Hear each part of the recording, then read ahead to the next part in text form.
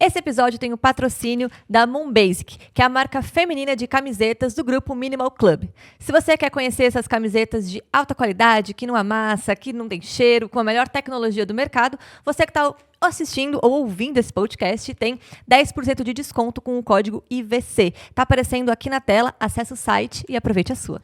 E eu queria entrar um pouquinho nisso, contar o quanto você percebeu de evolução nas primeiras empresas que você vivenciou, em maturidade, gestão, liderança, e nas empresas hoje, estando na Vale com um nível de maturidade, governança e consciência de impacto global que a Vale tem hoje, e buscando profissionais que também entendam disso hoje, que não se tinha há 15, 20 anos atrás, quando você começou, né?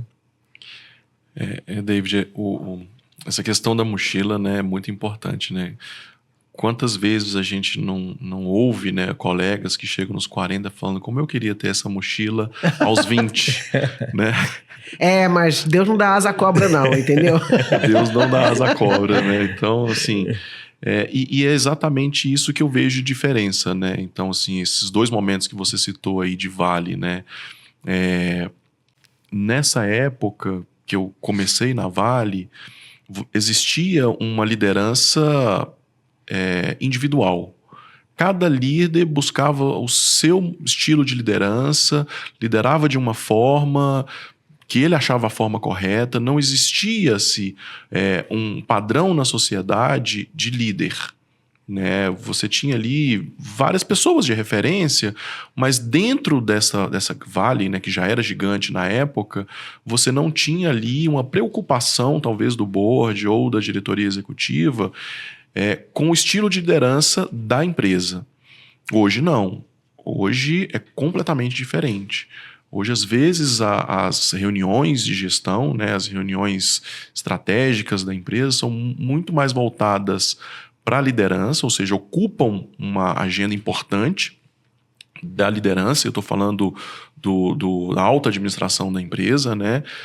Muito maior, às vezes, do que a área operacional toma, os resultados da empresa tomam, né? Por quê? Porque existe essa cobrança natural, né? Tudo hoje que você faz ali tem uma visibilidade, mas eu vejo que as pessoas ainda estão perdidas, né? Fala-se muito do que fazer, o que você tem que ser, o que você não pode fazer, mas não fala do como. E não fala onde você precisa adquirir conhecimento para colocar isso em prática, né? Que é o como. Então, assim, isso ainda está em processo de evolução. Eu não acho que é para aqui. Né? A gente saiu de cada um fazia do seu jeito, existe um que fazer agora, mas a gente precisa avançar.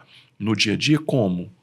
Né? Como que eu sou um líder que incentiva as pessoas, que faz com que essas pessoas cresçam, né, na medida que elas vão evoluindo, né, nas medidas que elas vão entregando seus resultados. Como que eu reconheço? Fala-se muito que você precisa de dar mérito, né, a quem faz as coisas. Mas como? É um tapinha nas costas? É um parabéns? Né? Cada liderado tem um tipo de reconhecimento, né? Então, o líder ele tem que ter aquela percepção, mas a organização, né, a empresa, ainda mais uma empresa tão grande, ela tem alguns rituais, mas esses rituais também não servem para todos. Né? Existem pessoas ali que saem de grandes empresas falando assim, não, mas eu nunca fui reconhecido. E ela já recebeu os bottoms, os pins, as canecas, viagens, dinheiro e tudo mais, mas não era o reconhecimento que ela esperava. Então ainda falta esse ouvir, né, o one-on-one ali, onde o líder, né, tá sempre falando e não está ouvindo. Ele precisa entender ali algumas questões importantes de como que esse liderado precisa avançar.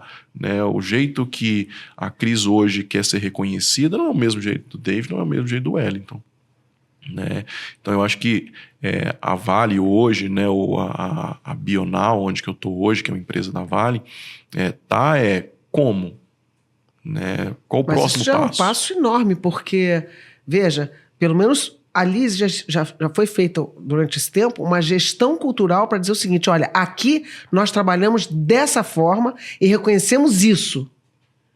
Isso já é um passo enorme para uma empresa do tamanho da Vale. Né? Exatamente. Que você falou que era toda desintegrada dessa forma, quer dizer, cada um tinha ali suas, não vou dizer metas, mas seus objetivos ali para serem acompanhados e tal, e achava que assim era a forma certa de liderar, agora pelo menos tenta-se uma harmonização. Perfeito.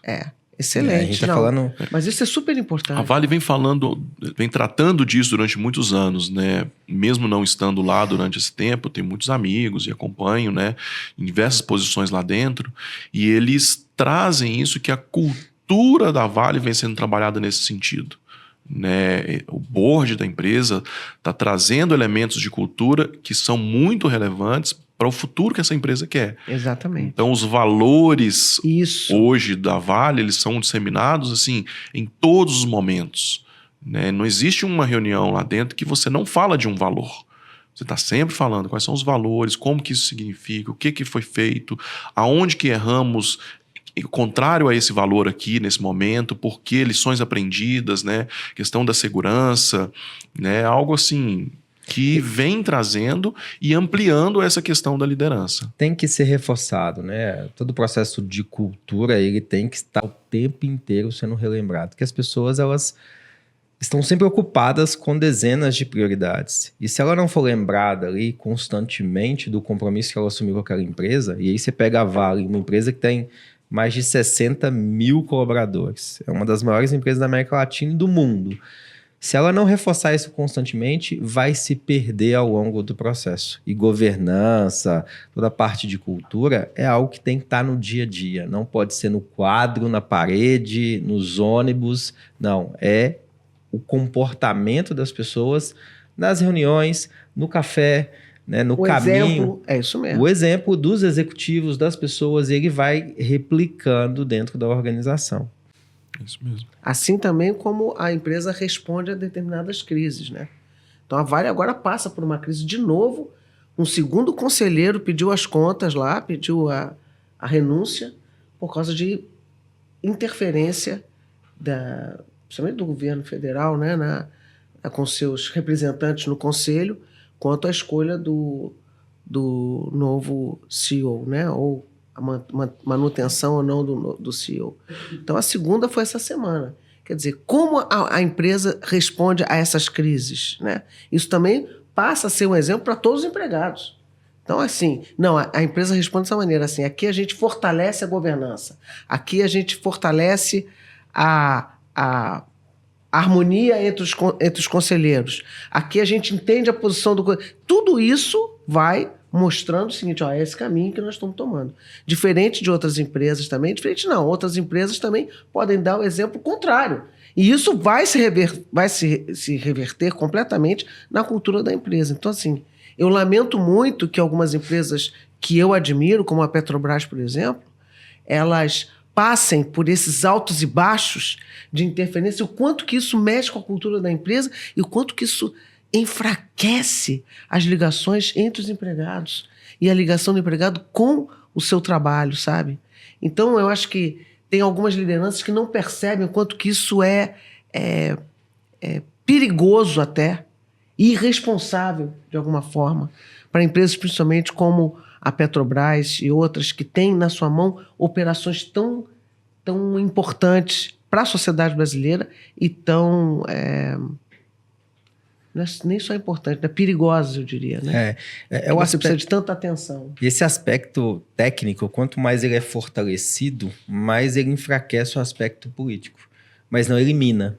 É verdade. Ele enfraquece. Então, assim como a governança também ajuda, mas também não elimina. Não elimina. Então, ter-se um aspecto técnico, lideranças conscientes, todo um amparato de governança bem estabelecido, minimiza, mas não vai, obviamente, num país como o Brasil, eliminar a intervenção governamental em empresas tão grandes como a Petrobras e a Vale. E esse é um desafio, né? Então, quando a gente fala, Wellington, eu queria te ouvir um pouquinho, principalmente do papel da liderança no fortalecimento da cultura e desses valores, para tornar as empresas cada vez mais sustentáveis, cada vez mais compliance, cada vez mais corretas ali com o propósito que elas se propõem a ter. Como é que você tem percebido durante esses anos todos o desenvolvimento desses líderes, dessas referências para caminhar para uma organização melhor? Eu vejo muito, David, assim, né? peguei várias gerações aí, né, ao longo da minha carreira, né? Tinha lá no início uma geração que esperava tudo da empresa, né? Eu não faço nada, a empresa, o que a empresa me der eu vou receber e vou seguir. Depois passou ali um que eu era responsável por 80%, mas a empresa é responsável por 80%, mas eu precisava correr atrás de algumas coisas, né? Precisava me desenvolver, precisava estar num outro nível. E eu acredito muito que está migrando muito para o profissional, né, escolher onde ele quer estar. Ele não está aceitando muito mais aquela imposição de que, olha, você vai seguir essa carreira aqui, é isso que eu tenho para você e pronto, acabou.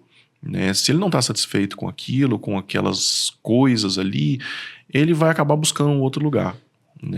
E a liderança tem um papel fundamental, porque nem sempre a gente está numa empresa que tem os mesmos princípios e valores que a gente. E está tudo bem.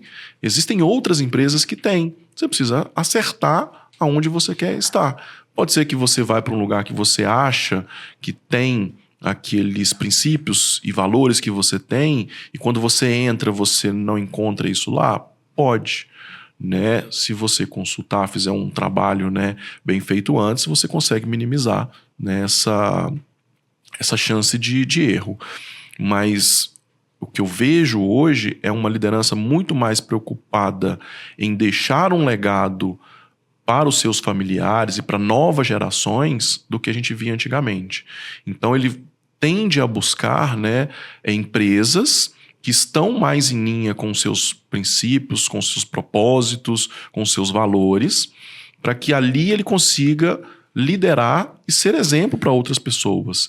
E muito mais também preocupado com como esse liderado está se desenvolvendo, o que está acontecendo na vida desse liderado, do que antigamente. Então, acho que isso é por onde está caminhando. São líderes voltados para estarem onde eles gostariam de estar, com pessoas que eles querem estar durante um longo tempo. Isso é muito bom, né? Eu acho que isso também é um movimento que faz com que muitas das empresas estejam procurando uma frase que mostre de maneira simples e objetiva o propósito da empresa, né? Que não é só ganhar dinheiro. É claro que é importante que essa empresa tenha lucro, mas vem cá, mas qual é o meu propósito? Eu tô aqui eu existo por quê? O que eu faço por essa sociedade? A partir do momento que a empresa ela busca e ela escreve esse propósito, ela comunica esse propósito, todas as ações dos líderes fazem sentido. Inclusive essa de como é que eu vou tratar cada um dos empregados que trabalha comigo ali.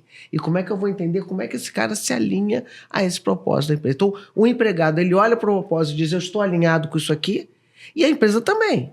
Então, isso traz, eu acho, que uma transparência da relação profissional empregado-empresa, empresa-empregado, que é muito benéfica, é muito, muito boa. Então, você tem que... É quase como a gente, quando trabalha para organizações sem fins lucrativos, que você se entrega pela causa, você está lá sem ganhar nada, você é voluntário.